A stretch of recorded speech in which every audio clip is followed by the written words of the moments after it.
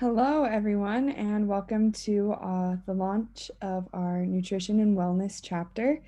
I hope you are having a great morning or afternoon, depending on where you are located. I know it has been a bit of a crazy morning for Dr. Shah and I. I would like to start. So, thank you for sharing this time with us. And let's get started on our very first event of this Nutrition and Wellness chapter. All right. I am Audrey Burton Bethke. I am the Myeloma Crowd Director, the Myeloma Community Director that includes events and building our community in different ways. Our nonprofit, the Myeloma Crowd, is founded by Jenny Ahlstrom, a myeloma patient who was diagnosed in 2010. She has worked tirelessly to provide incredible programs and resources to myeloma patients, including this myeloma community program that you are now a part of. So today, we would like to thank our sponsors, without whom this event would not be possible: Bristol Myers Squibb, Amgen Oncology, and Karyopharm Therapeutics. This meeting will be recorded and sent out to all registrants within 24 to 48 hours after the meeting has ended, along with the slides that are shared. Let's talk about this event. We often get asked how myeloma patients can have the best outcome. While this disease runs through our bodies, we want to be as healthy as possible in order to have the best chance of fighting the disease. We want to give our bodies and ourselves the best chance for survival, but also the highest quality of life. Just like each myeloma case is different, there is not a one-size-fits-all diet, and there is not a perfect weight that we recommend that you be. But there are things that you can be in control of that help your outcome. And that is what we have invited Dr. Shah to talk about today. Let me introduce Dr. Shah. This is my privilege. Dr. Shah is a faculty on the Myeloma Service Division of Hematologic Malignancies at Memorial Sloan Kettering Cancer Center. Her research focuses on studying the role of diet, microbiome, and other lifestyle-related risk factors in plasma cell disorders, as well as identifying interventions to improve outcomes for these patients. She also studies immune therapies, including CAR T cell therapies for myeloma. Being a lymphoma survivor herself, she is passionate about helping patients make wise nutritional and lifestyle choices as they face a plasma cell disorder diagnosis, as well as raising awareness about healthy choices to prevent cancer. Dr. Shah, it's such a privilege to have you here, and we are so excited to hear more. So with that, I will turn the time over to you. Great. Thank you, Audrey. I'm really excited to be here. I think this is the first of its kind in the sense that, patients are now asking these questions, living longer, doing so much better. And I think it's very important that we as oncologists start addressing these issues and not just focus on the medications and only thinking about survival from that point of view, but looking at it as an overall lifestyle and what we can do. So I'm going to go over, like, we've done this as a two-part series. So the first one, we're talking about metabolic and microbiome related risk factors, and then the next part of the second part will be more based on nutrition and supplements and things like that, and what evidence is there behind it. So I feel this talk will be a good segue to that and helpful to understand.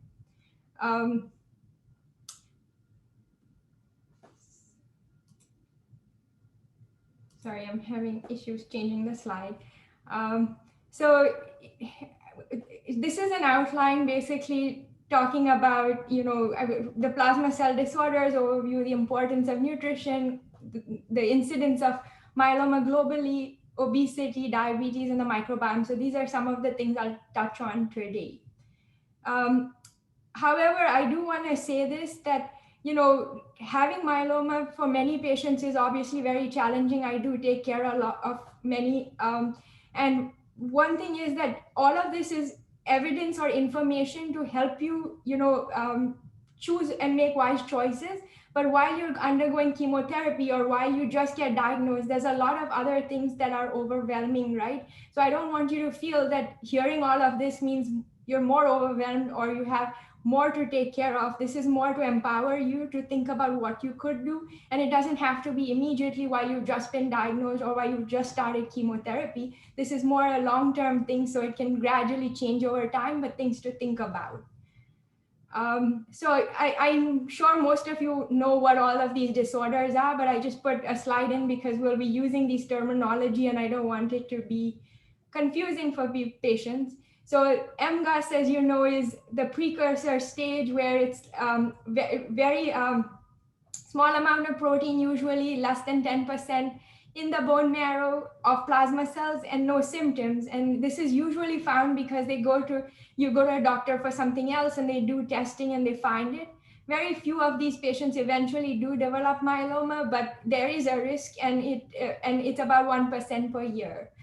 The smoldering myeloma is considered the next stage in some ways, where there is a little higher amount of these abnormal plasma cells. The protein levels are a little higher, but again, no symptoms. And about 10% per year progress to myeloma. And again, it's usually not treated, although now we do see studies in the high-risk smoldering myeloma setting. And then you have multiple myeloma, which is similar to smoldering, but presence of end organ damage as well. So why is this important? Yes, you could say like, oh, I've already got this disorder. Why do I need to do anything different? Because I already have it now. But it's not just about getting diagnosed with myeloma or a plasma cell disorder. It is to prevent other cancers or other medical conditions. So prevention, treatment, it's hard for a doctor to be giving, all the chemotherapy. Like if a patient has cardiovascular disease or the patient has diabetes, cardiovascular disease and carfilzomib is an issue, diabetes and steroids are an issue. Renal disease, some of the medications are cleared by the kidney. So there are a lot of things that affect treatment. Stem cell transplants, if a patient has too many medical issues, that's hard to do. So I think improving your health overall with all those things also help to get the best treatments, and that would improve outcomes as well. And then if you're in remission after you finished your myeloma treatment, it's still important at that point because you want to, reduce the risk of myeloma coming back, but you also want to reduce other medical problems and other cancers from developing. So I think this is important at whatever stage you are and whatever disease you have. I think it's important for healthy people as well who don't have any of these medical conditions. So this is just a slide not specific to myeloma, but just to give you a sense of preventable causes of cancer. For myeloma, we'll talk a little bit more in detail, but I just wanted to show you that almost a third of cancers could be prevented by just healthy lifestyle choices. And they play a role in many cancers. We kind of underestimate it and mainly think that all of it is genetics. So up until now, like in the 1960s and 70s and 80s, myeloma patients, we told them, oh, we don't have, the outcomes aren't great. We don't have much options for you. There are these few drugs. So the focus was on just getting them these drugs and helping them at least live longer in that time. But now, since the 2010s and 20s now, as we have more and more drugs, myeloma patients are obviously living very long times. So it is important to shift our focus not just to the drugs, but also to survivorship, prevention of other diseases, other medical conditions. And that's, I think, what we as researchers need to start thinking about, where it's still in the very early stages and very few are thinking about it.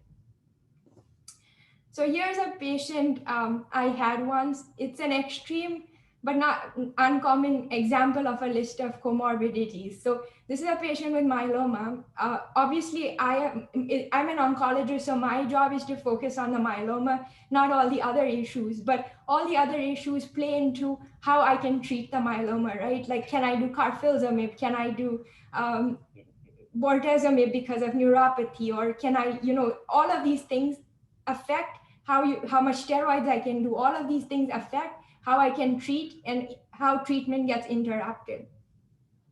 I have highlighted in green some of the disorders that I believe may not have been, like having a good lifestyle or healthy diet over the years might have prevented those medical conditions. I'm not saying that everything can be prevented by nutrition, and even that like nutrition is improving your odds, but it's not the solution to everything, because many of us do eat really well and still develop something. So I'm not saying that that's the only thing, but we can certainly improve our odds.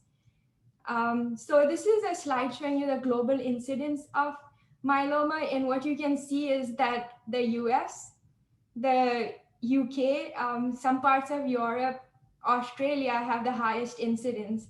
And you could say that this could be because they are developed countries, they are more accurate in detecting myeloma and capturing it. And so maybe that is part of the reason why it's higher, but it could also be differences in vitamin D levels, because these are at higher altitudes or lower latitudes. Or you could talk about differences in obesity, differences in diet, maybe genetic differences. But there are environmental differences that could play a role in these differences in myeloma in different countries. So all of us actually make cancer cells all the time, every day, every hour. But we have a good immune system that fights it, and it's literally a battle or a balance between your immune system and cancer cells. And because our immune system keeps it in check, we don't develop cancer. But sometimes this balance goes off, and then you end up developing cancer, and that could be in states where there's a predisposition, inflammation, other factors, all the other things that we'll talk about. So here is what I basically explained. Like, you have the immune cells, and then you have the immune cells and the tumor cells. And if your body is in balance, your immune cells are able to eliminate the tumor cells. But if you have once the tumor grows to a certain size, your immune cells are no longer able to do it, and that's why we need the help of chemotherapy, immune therapy, all of these treatments. And that's when it's usually detected, because if it's very small amounts, where there are few cells, we're not really going to find it usually. With myeloma, we have the advantage that we have these precursor conditions. So what about the rising? So this study was done in 2019 that showed between 1995 and 2014, there was a rising incidence of multiple different cancers they discussed, and one of them was myeloma. They said there's a 2.21% increase in the incidence of myeloma in patients between the age of 25 and 50. Myeloma is generally considered a disease of the older age group. So starting to see this increase in the younger age group is concerning from a public health perspective. And what could these reasons be? I think, we can speculate. It's hard to, make conclusions or prove, but the rising obesity epidemic, changes in diet and how we eat more processed and inflammatory foods, which was never the case before, and other environmental factors, obviously pesticides and things could also play a role. So this is just showing you how obesity plays into cancer, and there are actually 13 cancers that have been very clearly associated, and myeloma is one of them. So from 2000 through 2017 to 18, the prevalence of obesity increased from 30 to 42%. So just think about it that 42% of the US population is obese and about 1/3 of the population is overweight. So less than 1/3 of the US population has a normal weight. That is an issue because that's part of the reason why we're seeing increased incidence of so many medical conditions and cancers. So this is a slide just showing you high levels of obesity. The US is probably the highest, about 35%. Many other countries are at 30%, but ideally we should be here, right? Like this should not be an issue. This is a slide showing you overweight or obese, again, very similar. So I'm going to now focus a little bit on myeloma and BMI. So what is the data available? And this is to understand the slide, just look at the number here. This says 1. Anything that crosses 1, meaning that the red line goes beyond 1, where you see some of these just go beyond, that study is not statistically significant. If it doesn't cross 1, these red lines, that means it's statistically significant, and anything on the side of greater than 1 means there's an increased risk. Anything on the side of less than 1 means there's a reduced risk.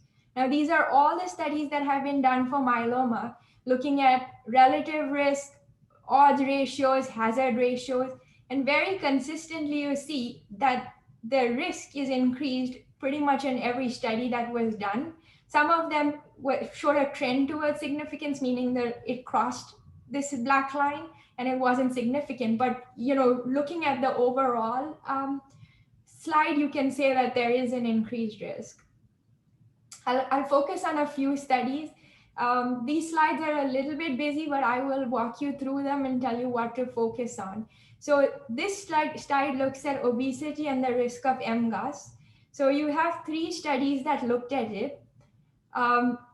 Patients who had a BMI over 30 showed an increased risk, meaning they were 1.8 times more likely to have MGUS than if they were of a normal weight.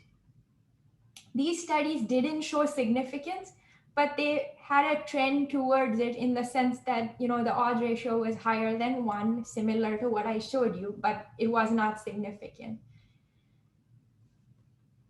These studies are 2 of them that looked at obesity, and if you have MGUS and a patient is obese, does that increase the risk of them developing myeloma? Should they change anything? So this a hazard ratio of 2.6 and 1.98 and 1.5 shows that having an elevated BMI, this is BMI over 25 includes overweight and obese, and a BMI over 30 includes obese. And being either overweight or obese almost doubles their chance of progression to myeloma. So obese patients with MGUS are twice as likely to progress to myeloma. So if you're thinking, oh, I have MGUS and what can I do? If your BMI is above normal, not to stress out, it's not something that, you have to think about like, oh, I need to do something overnight or things, but like over time, if you do change your lifestyle and things, you will get to it. And this is not an overnight process. It's a slow change. So this slide shows you obesity increases the risk of myeloma. So these are 3 studies that showed. Now this one was not significant. So the ones that are red are the ones that are significant. If they're in black, meaning these numbers were not significant, so it didn't increase the risk. But this study showed an increased risk where BMIs over 35 were 1.4 times more likely to have myeloma, and here 1.2 or 3 times more likely. Now, a few studies actually looked at BMI at different time points, and they said, like, what if a patient was had an overweight or obese when they were young, and then at the time when they entered the study, does that increase the risk more because they've been obese or overweight for a longer period of time? And the answer was yes. It was higher than 1.4. It's 1.7. And then they also looked at people who have extreme weight cycling, meaning that they've lost 20 pounds or more and then gained it back. and or significant fluctuations in weight that was unintentional, and that also had an increased risk. So we want to lower the weight to a normal but keep it at that as well. Now, in patients, these studies are a little bit different than the prior because they're looking not at the risk of myeloma, but they're looking at the risk of death in myeloma patients. And what they show consistently is that there is a higher risk of death in myeloma patients who have a higher BMI, about 1.5 times. That's like 50% more deaths. Now, you could say that it may not be the myeloma, it may be other medical issues that stem from having an elevated BMI. So this study doesn't differentiate that, is it the myeloma? But like I said, all of these things are interconnected. Now, what about newly diagnosed myeloma patients? And this study looked at, like, after you've been diagnosed with myeloma, if you do have an elevated BMI, patients actually maybe did better than patients who had a low BMI, like less than normal. So less than 18.5 is underweight. And what it means is that patients that lose weight unintentionally, during the course of getting diagnosed or because they have are very sick from the disease are more likely to do worse. These are all statistics and just helps to empower you to think about. So it's not to scare you to say that, oh, if you're in this category, that means it's worse. It's just to know that these are things available in terms of research and what you can do to help get yourself eating better or, things like that. BMI at stem cell transplant. So they looked at like patients who had a transplant. They said they found no difference in survival for patients who had an elevated BMI. Whereas this study, which was a smaller one, showed some increase in death or worse survival in patients who had an elevated BMI. Also, sometimes patients who have very high BMIs because they have more comorbidities, they're less likely to be taken to transplant because they're not fit enough for it. And so some of these studies are not including those patients because we're only looking at those who have their transplant. So it's a little bit difficult to fully interpret. Now, how does obesity increase myeloma risk? So there are many different ways in which it can do it, but these are some of the ways. So increased fat in the body increases the fat inside the bone marrow as well. This is where your plasma cells live as well, right? So the bone marrow fat serves to help the myeloma cells grow. And so having more of increases blood vessels, inflammation, all of that. Same thing with, these are hormones in the blood that change with obesity and lead to increase in cell growth, proliferation, survival. And then you have the insulin. Higher levels of obesity means higher insulin, means higher IGF.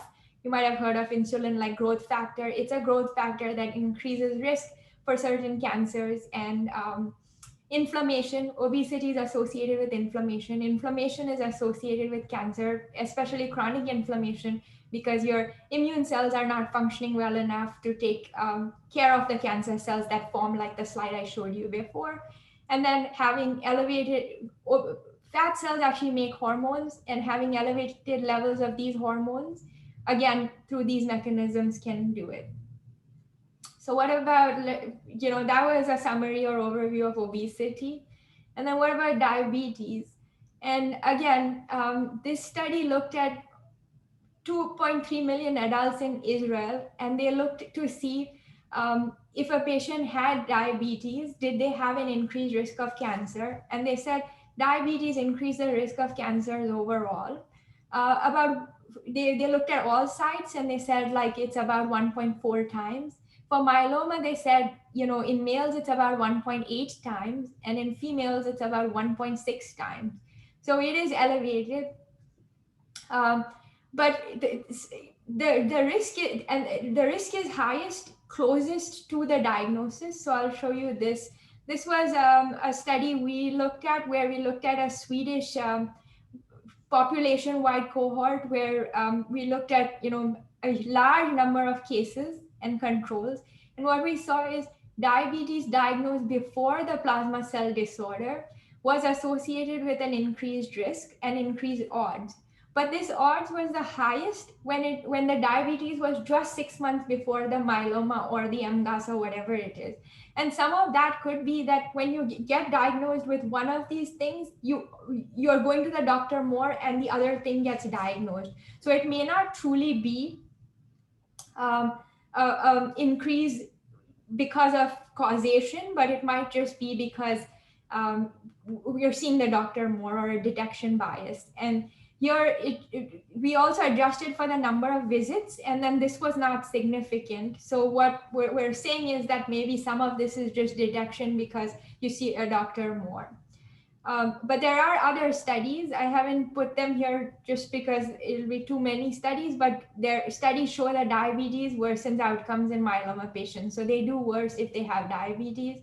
They're more likely to have steroid-induced high blood sugars. That's expected because the diabetes impairs blood sugar, and then you also have steroids.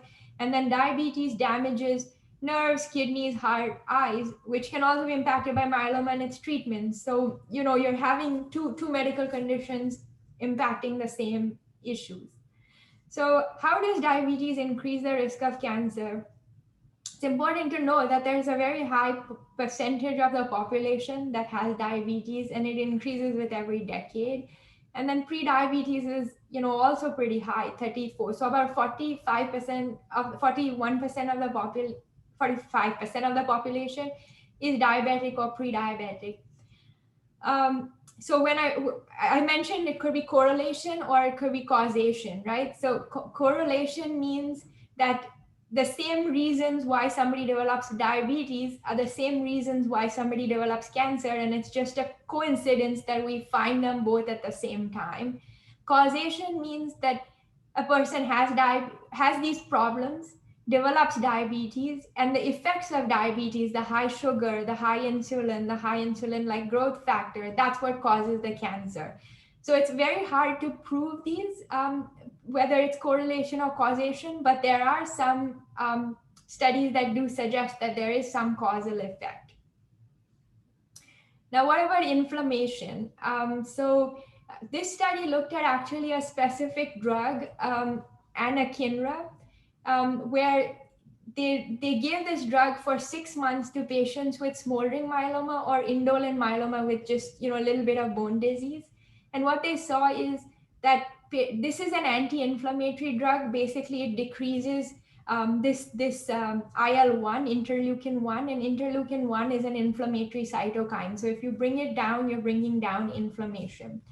And they showed that when inflammation is reduced, CRP is a good marker of inflammation, and patients whose CRP was down had a median progression-free survival, meaning before it actually progressed to myeloma, of 104 months. And for those that it did not come down, it was only 11 months. So there was a significant difference if you have inflammation or you don't have inflammation in terms of the likelihood of developing myeloma. So that's it for diabetes, inflammation, and now I'll switch over to the microbiome. The microbiome is interesting, and I think we're just scratching the surface in general, but also especially so in myeloma. We have few studies with very little data. I'm going to go over all of them, but I think we need to watch out for the next few years. I think we will see some interesting things in this area or space. So just to think about it or put it in perspective, we are more microbiome than human cells. This is how many human cells we have, but this is how much we are the microbiome. This is how much human genes we have, about less than 1%, and this is how many microbial genes we have. And so even though we think about ourselves as all these visible organs, this invisible microbiome is very, very important to make us who we are, and it's different in every person. It's like the genetic code is different for every patient. That similarly for the microbiome.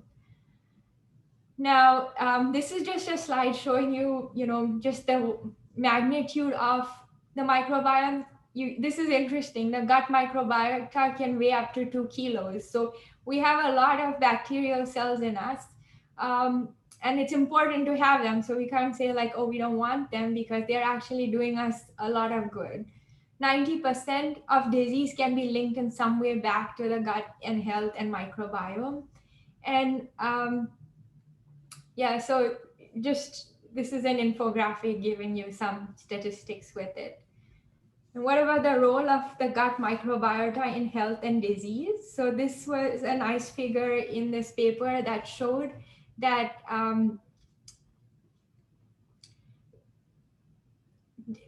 the microbiome can truly affect whether a patient is healthy or has disease.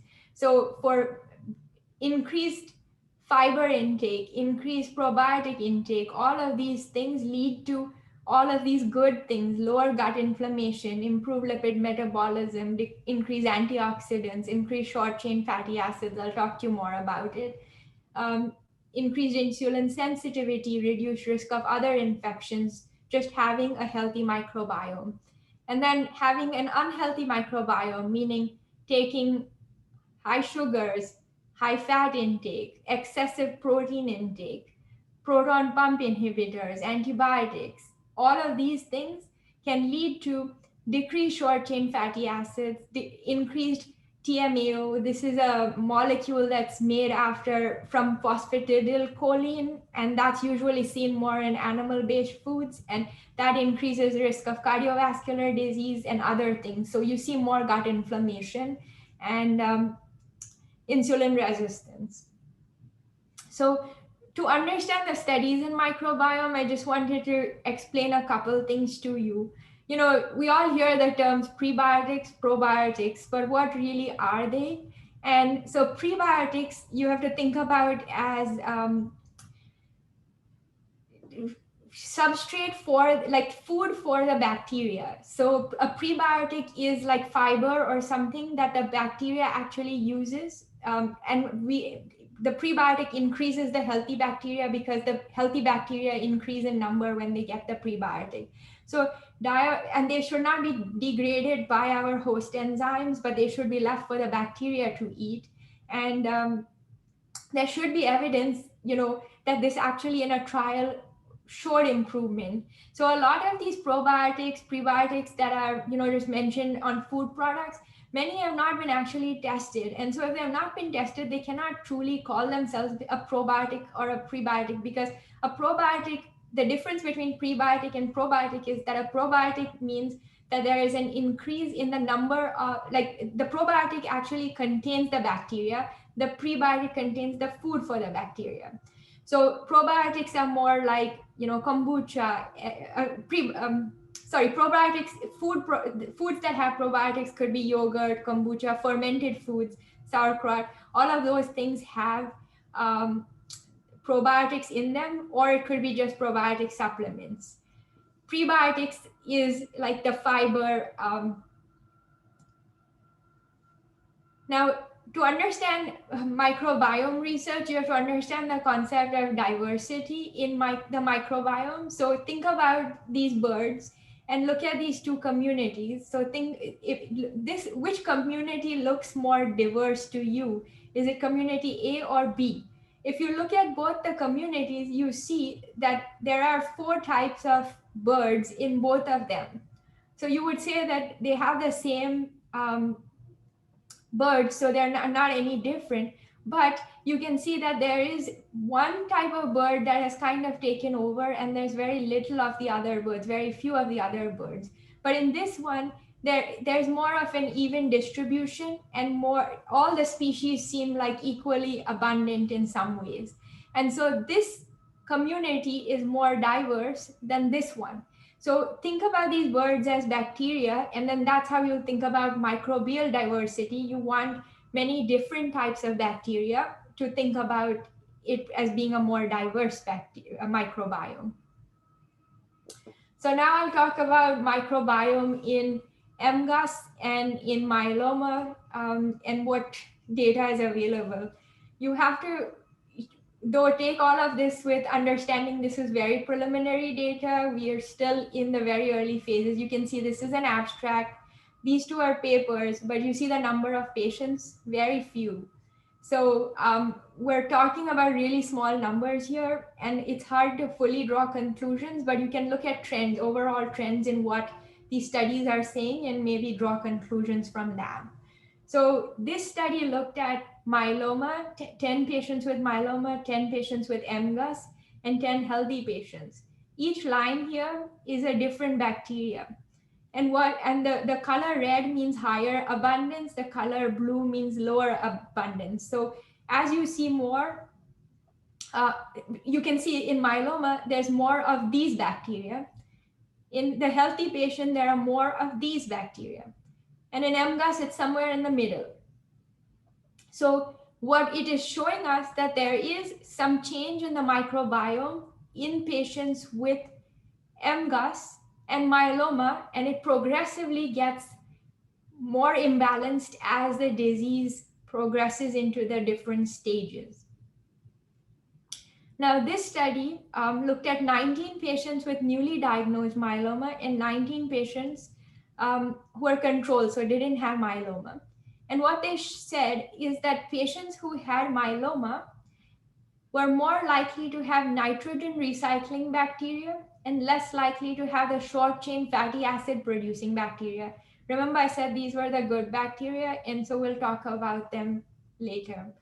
These bacteria, so these nitrogen recycling bacteria, they then put them into mice, and then they showed that the mice developed myeloma faster if they had these bacteria. So this gives you proof in mice that having the bad bacteria actually increases or accelerates myeloma progression. Now, this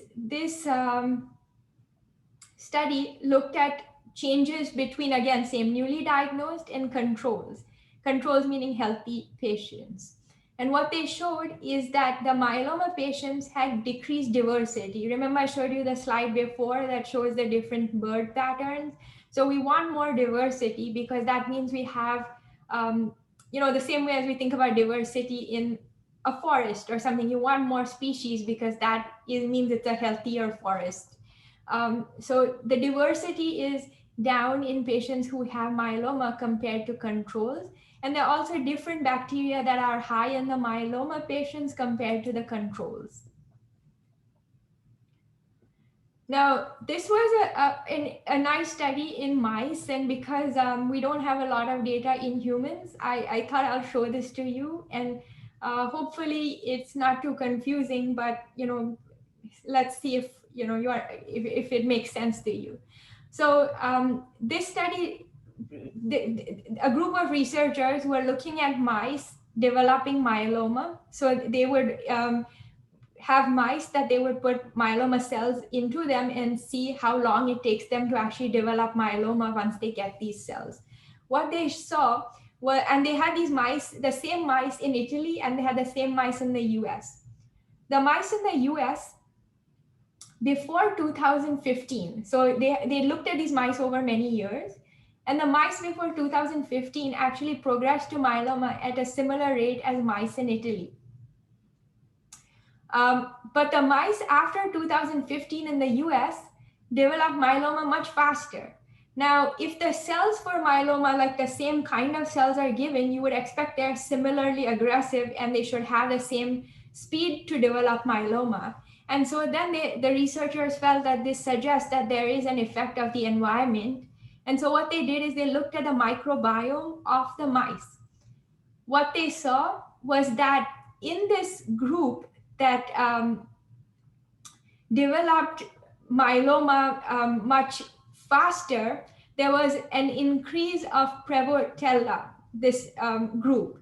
And so they said that this may be what is driving it compared to the other groups. And so they decided to do further experiments with that bacteria. So the experiments they did on mice were, I divided them up into three different figures to just for simplicity show you, where what they did is they gave, since they said the microbiome is affected, they gave some mice antibiotics and they gave some mice no antibiotics. And the mice that got the antibiotics actually developed myeloma much slower than the mice that did not get the antibiotics, suggesting that the antibiotics killed those bad bacteria. And so they actually took longer to develop myeloma. But if the bad bacteria were kept as is and nothing was done, then they just developed myeloma much faster. Then this second figure shows you that the bad bacteria they identified was this one, Heparinolytica. And then they took a similar bacteria, but this is the good one. They put it into different mice. Some of them got this one and some of them got this one. And what you can see is that the patients that got the melanin organicum one actually had a longer time and it survived longer than the mice who had the pathogenic bacteria or the bad bacteria. Then they said, how does this bacteria actually cause myeloma to progress? So they looked at inflammation. They said IL-17 is a marker of inflammation, and they showed that if they knock out the inflammation, that's in the IL-17 knockout, which is in red, it takes a longer time to develop myeloma than if the inflammation is present. So in conclusion, what they're saying is that having this bad bacteria accelerates myeloma development in the mice, and they do it via inflammation and these inflammatory cells. And here is a summary of what they say. So gut microbiota induce these T helper 17 cells. These cells cause inflammation. These cells move to the bone marrow from the gut, they migrate. And once they are in the bone marrow, they interact with the myeloma cells and they actually lead to progression of the myeloma. So that's what they think is happening, of how the microbiome is leading to myeloma progression. So then they decided, like, okay, we've seen this in mice, but what about humans? And it's hard to do such a study in humans. But what they said is, at least we can look at this inflammatory marker in myeloma patients and see, smoldering myeloma patients, and see if they had more of it, were they more likely to develop myeloma? And the answer is yes. So what you can see here is they progressed in more than 3 years, meaning slowly progressed. They had lower levels of this. In less than 3 years, they had higher levels of this, so more inflammation. Now, this is a slide showing you the microbiome in myeloma post-induction. So meaning after a patient has gotten the initial chemotherapy, whatever it might be, VRD, KRD, or whatever they got, post that, and maybe a transplant, but post that, they looked at their bone marrow and said which patients had no evidence of disease and which patients had a little bit of residual disease in humans. And this study was done at MSK by my colleagues. And so what you can see is that the ones that had residual disease actually had less of these two bacteria. And what's common about these two bacteria is that they're short chain fatty acid bacteria. So we're seeing a theme here of very similar bacteria causing changes in outcomes. And then here, those that actually had a clear bone marrow had more of these good bacteria. Again, it's a small sample size. It's hard to know whether, it was just by chance or whatever. But if we see this consistently across studies, if we have longer follow-up, we have bigger studies, and we still see this, we know that this is true. And we have seen it in other diseases, that short chain fatty acid bacteria are supposed to be good. So we already know that. This is pre-transplant and post-transplant. So this study looked at, pre-transplant, what is the microbiome like? So the one in yellow is pre-transplant. The one in pink is 1 week post. The one in blue is 2 weeks post. And this is patients who developed ulcerative mucositis and those who did not. And what they showed, I've actually put these dotted red lines to sort of make it easier for you to see. But before going into the transplant, the yellow. So, you see this black line in the middle of these bars. That's the average or the median for that group. So you have to look at those black lines in the middle, and you will see that this red line, which goes through it, shows that it was not much different before transplant. But after transplant, if you look at this blue bar, 2 weeks after, the diversity was much lower in those who developed mucositis than those who did not. So what they are suggesting is that a reduction in diversity that's more significant leads to breakdown of the intestinal barrier or the oral barrier and leads to this inflammation. So having more diversity is good. Now, this study looks at this very similarly, the fecal bacterial diversity, meaning the stool diversity on day +7, meaning 7 days after a transplant. And those that had less diversity had more diarrhea. Again, so both these studies are basically saying the same thing, right? Less diversity, more diarrhea, more toxicity, more mucositis. Now, these are two other studies that showed post-transplant. This study was not a microbiome study, but I put it here because what they're showing is that patients who had antibiotics post transplant did worse than patients who never needed antibiotics. Now, that's not to say you shouldn't use antibiotics because if you need them, you need them if there is an infection. But what it does say is that the antibiotics might be disrupting the microbiome or something like that and affecting outcomes. It could also be that they're just sicker because they have more infections and so they're doing worse. So it's very hard to know from a study like this what to fully interpret, but it gives you again a trend. Now, this study looked at 30 myeloma patients. And so this study was looking, again, it's an abstract, very few patients. But what it showed was that 7 patients post-transplant had decreased post-transplant myeloma had decreased diversity. And you can see that the patients that progressed to myeloma actually had increase in the Bacteroides species. So this post-transplant, Bacteroides increased in 2 patients at progression.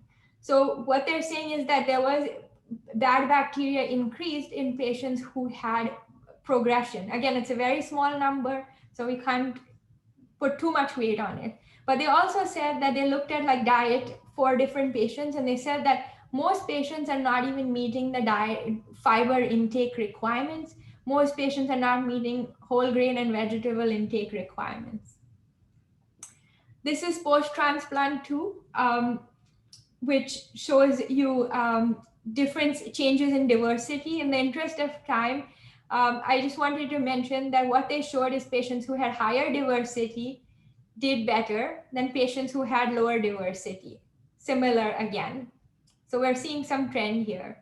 And this study looked at changes in the diet. And what they did is they had patients eat, 9 individuals completed both arms. 5 days, they made them eat a very plant-heavy diet, and 5 days an animal food-heavy diet.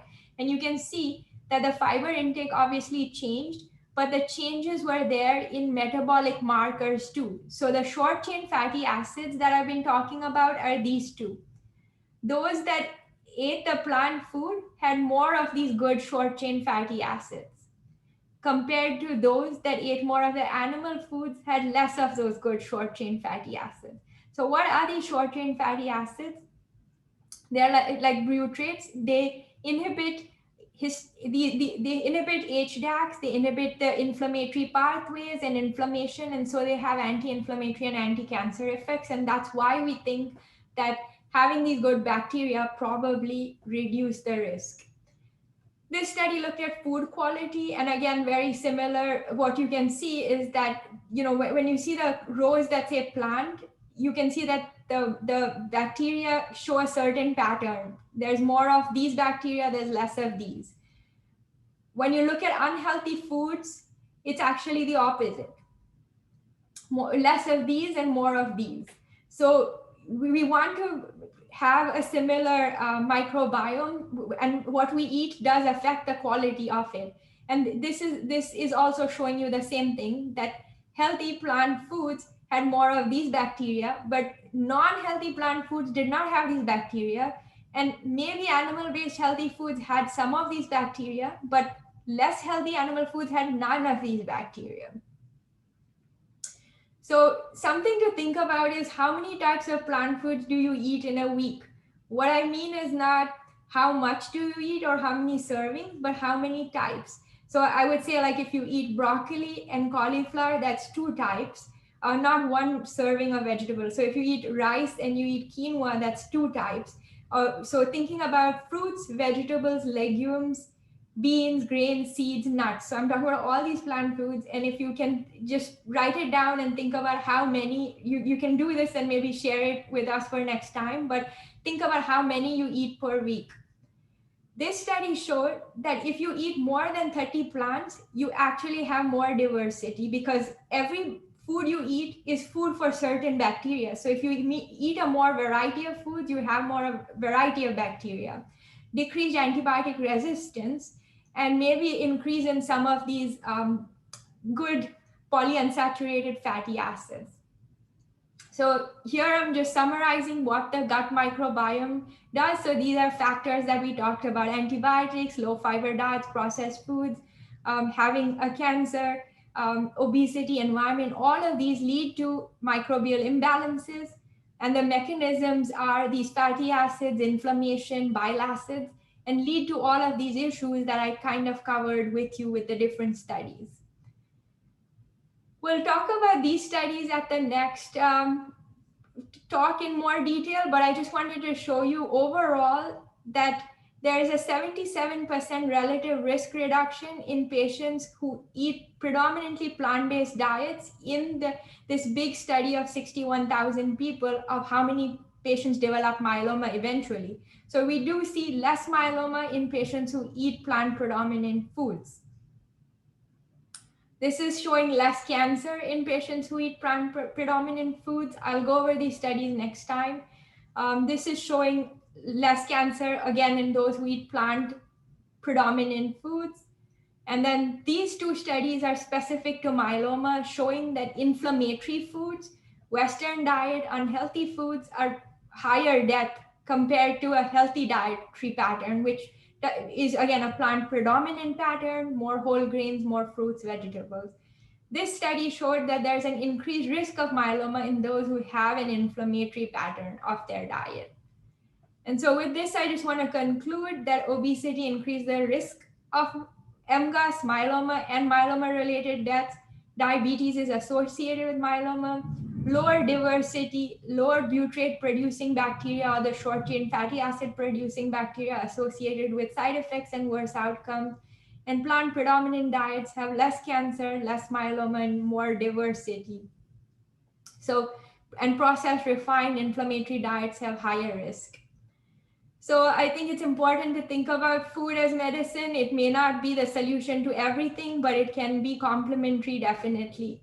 And so we at MSK are working to develop a research program to study nutrition, microbiome, and the metabolism in myeloma. And so I just wanted to mention, and we'll talk about this next time, but we have a study opening in March that will be looking at a diet for 3 months and look at changes in the microbiome in patients with MGUS and smoldering myeloma who are obese or overweight. And we'll be open to accrual or enrolling in a few months. And then we're also planning a study with Myeloma Crowd, which is exciting, where this would be a larger study. It would be on a national level. So this is something that anybody can participate in from any state. And we're hoping that in the next year we can get this going. And I think Myeloma Crowd has been very good about setting up a crowdfunding page and trying to get funding towards doing a study like this, because they can be challenging otherwise. So with that, I'll take questions, and hopefully this was helpful. And we can talk more at the next time as well. That was amazing, Dr. Shah. Thank you. I feel like I learned so much. I feel a lot smarter than I did an hour ago.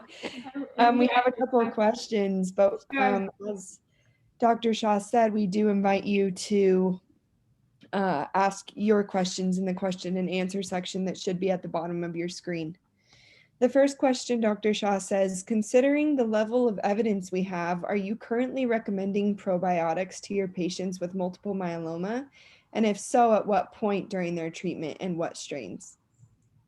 No, I actually don't recommend it because, some of these probiotics are unregulated. We don't have enough data with them. So what I recommend is, I know it's easier to take a supplement than change what you eat, but I would say think about that 30 plant foods that I talked about, see what the difference, what you eat, and slowly try to move towards that. It just has to be a variety and moving towards more. So we'll talk more about diet next time and supplements, but I don't think that at this point I would recommend just going on a probiotic. Thank you. Another question says, how about dietary effects? I'll answer that and just say in our next session, which is on February 16th, I'll show a slide when we're done here with our question and answer section. I think it's the 16th. We'll Yeah, make sure when I look at the it is. slide. But we will actually be going way more into depth about what a diet should look like for a myeloma patient, because this one said specifically, well, what about myeloma patients? Because I saw in those studies, sometimes there weren't very many myeloma cases. So please tune in next time. You know, we've talked about the risk factors that are in your control. Now the next session is going to be, okay, so what steps do you take now, diet wise, wellness wise, as a myeloma patient? So hopefully that doesn't deter you too much, and it instead excites you about attending with us next month. Dr. Shah, what are your thoughts on the role of GMOs in food participating in increasing risk for MM? I ask this, she says, I ask this because I read somewhere that Roundup found in Agent Orange and other defoliating agents were associated with increased MM. Yeah, it's a good question. Though many of those studies, it's not just like Agent Orange is more. It's not from food. It's from most of them are Vietnam War veterans with the Roundup and things like this. Some of it is more farmers or people who are actually working with it are mainly affected.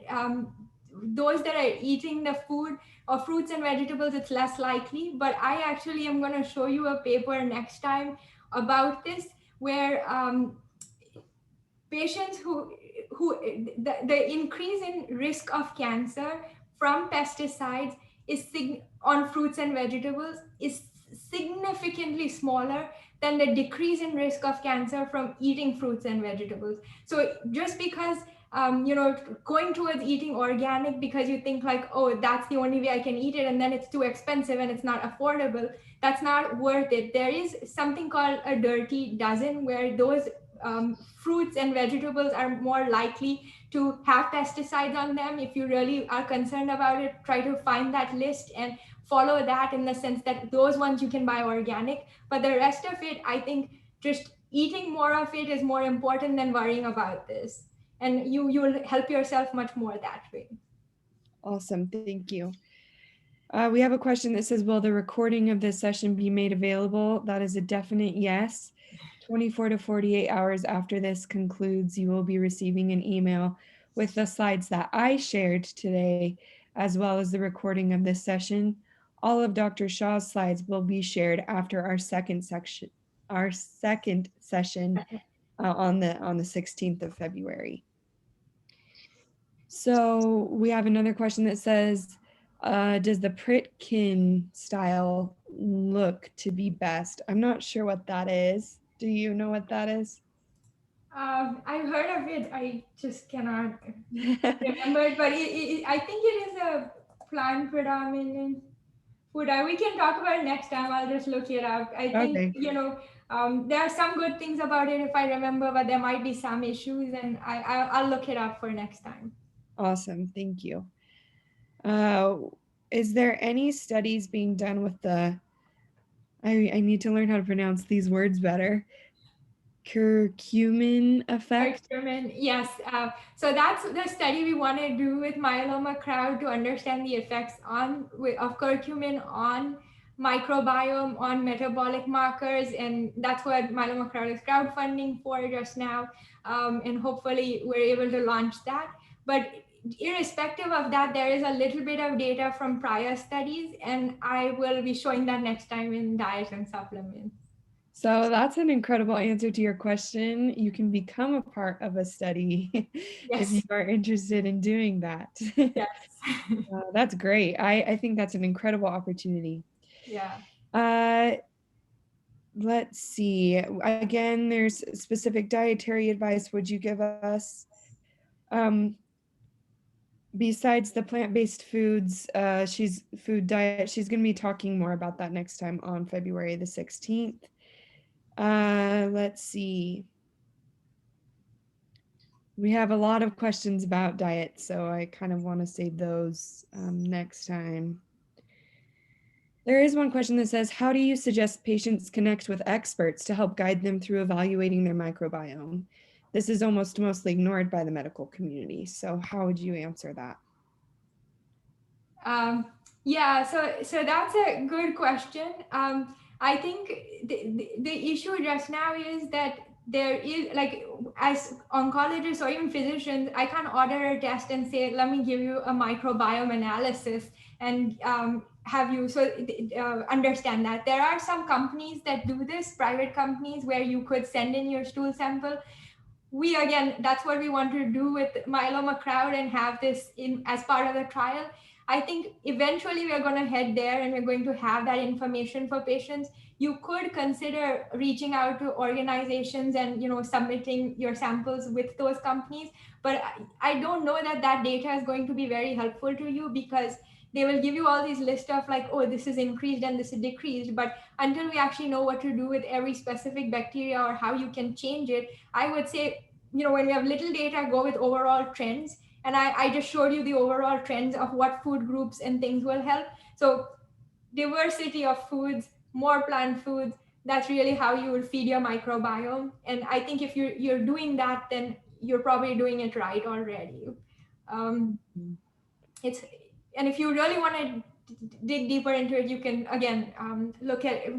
We're doing it as research, but we are not able to give this out clinically yet, and hopefully that will change. Awesome, thank you. I would like to mention, if you are asking a question about diet, I am not ignoring them. I will make sure that we keep record of all of the questions that were asked here, and we will make sure that we answer the questions about diet that you are answering in our next session. I'm not trying to say, don't ask questions about diet because we'll never answer them. I'm just saying, feel free to ask your questions about the diet, but we will answer those in the next session. I wanted to make that clear. Several questions about when the next session is. Again, I will show that at the conclusion. But February 16th at this same time, 1 p.m. Eastern. I know there was a couple people asking to share your experience, Dr. Shaw, as a lymphoma survivor. Do you want to briefly tell your story, and we'll end with that, and then whatever questions have not been answered, again, I will take note of those and we will answer your questions. We'll make sure to leave more significant time for questions and answers in our next session and make sure that those are answered. Sure, happy to. So I just wanted to, I basically had Hodgkin's lymphoma 4 years ago. I was actually doing my hemonc fellowship at that time, and this was at the end of first year, beginning of second year. So you can imagine how traumatic and stressful it was to try to finish fellowship and deal with chemotherapy, losing your hair, all of those things. But at the same time, I think I had a lot of family members and everybody who said, like, oh, you should have this supplement, you should do this. And it's not like I'm not a doctor or an oncologist and I know these things, but like I'm getting all this advice from people who are not in the field but still think that they need to do something to help me. And I would also wanted to like look at things and think about what can I do to reduce my odds of it, not coming back in the future and just, staying in remission and all of those things. And so I started spending some time after the diagnosis, looking into this and reading about it. And I was like, there's so much literature, but we don't really spend time as physicians reading it or even looking into it or thinking about it. And I think patients, this is a big disconnect because the number one question asked by patients is diet. The number one question not answered by oncologists or physicians is about diet. And so we need to bring both of these together and have something where physicians are able to answer these questions for patients in a less biased way and at least understand it. So that's the beginning of where I felt it was important for me. Prior to the diagnosis, I was vegetarian, meaning I've been vegetarian always. So I would eat a lot of eggs, dairy, because I thought those were very healthy for me. Again, this is my personal belief or experience. I've showed you what the data is. So I'm not saying that everybody has to do what I do because it may not be right for everybody. But I felt that based on the information and data that I saw, that I need to move towards being 90-95% plant predominant in terms of reducing, odds and things. So I moved towards cutting out dairy as much as I could, cutting out, eggs and things like that, and moving towards a lot of grains, beans, seeds, fruits, vegetables, and all of that. It is a big shift because, it's difficult when you're in a social environment where you go out with different people and things like that. But as time goes on, you get used to it and you find things that you like. And I'm a strong believer in that you adapt. We always feel like, oh, I could never do this. If you had asked me 5 years ago, would you ever change your diet and stop eating this certain things? I'd say I'd never do it because I could not imagine a life without milk or without eggs or something, or cheese, for instance. But like I eventually over time, our taste buds adapt and we actually start liking it. So now if you give me eggs to eat, I actually don't like it, even though I used to love them before. And that's not because, I've read or I feel, but it's just that my perspective on it has changed. I'm not saying that everybody needs to do this. I'm just saying this is what ended up happening for me. And all I think is in terms of a healthy diet, just now, most of the US, like plants and fruits and vegetables are a really small component of the meals and everything else takes over. We believe that protein, we are all protein deficient, but actually we're all fiber deficient. And there's a big difference. Nobody in the US probably is protein deficient in terms of if they're getting enough calories because most foods have some protein. We can talk about that next time too. But I think if you can just, I'm not asking you to switch your diet to say like, oh, I'm a vegetarian or I'm a vegan or I'm such and such, because that's not so important, the labeling of it. It's more important is how many meals are you able to eat healthy and how many different foods are you able to eat. So you're moving towards that and like switching or substituting things out, I think is important. Awesome. Thank you so much. Again, for those that asked questions that we didn't get to, we will be taking note of those questions and answering them in our second session. Speaking of our second session, part 2 of this series will occur on February 16th, 2021 at 11 a.m. Mountain Time, 1 p.m. Eastern. Because you signed up for this event, you have automatically enrolled in our Nutrition and Wellness chapter, meaning that you will receive notifications when new events have been created. It does not automatically enroll you into the event, but it does give you the option to know when new events in this chapter are created, such as when I create the event page for our upcoming event in 3 weeks, and will send you an email so that you know to sign up for it. Stay tuned on our Facebook and social media if you would prefer to see it that way. I will also send out an email to all registrants when that event page has been created, just in case something glitches within our system. We want to make sure that you hear part 2. I would just say if you haven't filled out the survey that we sent across, please do. I think that would help us, understand what everybody's thinking and how it's important to do such research, or help us guide future research. Thank you. Definitely.